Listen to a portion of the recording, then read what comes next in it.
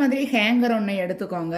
கூடவே சாக்ஸ் ஒன்று, இந்த மாதிரி நம்ம வீட்டில் பழைய சாக்ஸ் ஏதாவது இருக்கு இல்லைங்களா, நம்ம பசங்களுடையது, அந்த மாதிரி சாக்ஸ் ஒன்று எடுத்துக்கோங்க. இப்போ இந்த சாக்ஸை வந்து நம்ம இந்த ஹேங்கருக்குள்ளே அப்படியே மாட்டி விட்டுக்கலாம். இப்படி மாட்டி விட்டுக்க வேண்டியது தான்.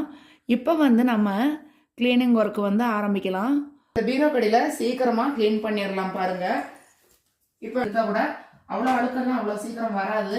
அதே இந்த ஹேங்கர் விட்டு எடுக்கிறப்ப பாருங்கள் எவ்வளோ அழுக்கு இதில் வருது பாருங்கள்.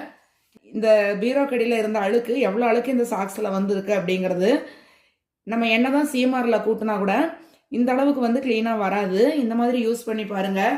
அதே மாதிரி இந்த பீரோ சங்கிலி எல்லாமும் நீங்கள் கேப் இருக்கிற இடத்துல எல்லாமும் அதே மாதிரி இந்த சாக்ஸ் போட்டு இந்த மாதிரி க்ளீன் பண்ணால் போதுங்க. சூப்பராக உங்களுக்கு வந்து க்ளீனிங் வேலை ரொம்ப சீக்கிரமாக ஆயிரும். இப்போ எவ்வளோ அழுக்கு இதில் வந்து வந்திருக்கு பாருங்கள். நம்ம ஹேங்கரில் இந்த சாக்ஸை மாட்டி விட்டு செய்கிறப்ப வேலையும் சீக்கிரம் ஆயிரும்.